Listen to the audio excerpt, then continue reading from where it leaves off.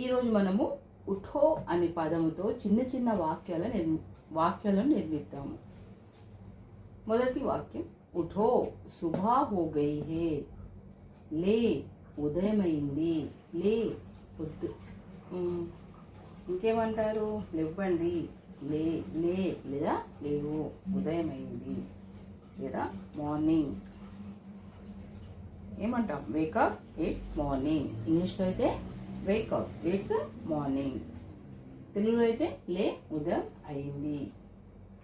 రెండో వాక్యం, ఉఠో ఔర్ పడాయి కరో. ఉఠో ఔర్ పడాయి కరో. ఔర్ అంటే మరియు, పడాయి అంటే చదువు, కరో అంటే చేయి. చదువు అని అర్థం.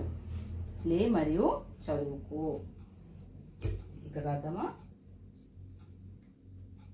Wake up and study. లే మరియు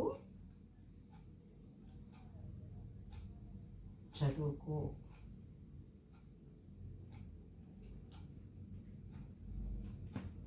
పేరెంట్స్ అంటారు కదా, పిల్లలు ఎక్కువసేపు పడుకున్నప్పుడు లేచి చదువుకో అంటాము.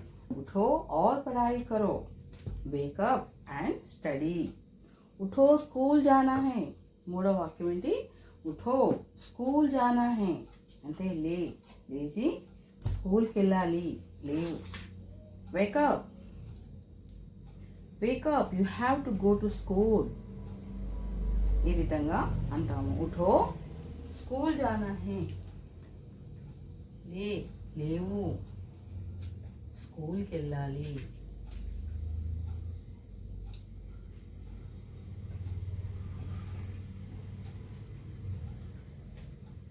వెళ్ళాలి, స్కూల్కి వెళ్ళాలి కాబట్టి తొందరగా లే. ఉఠో అంటే లే.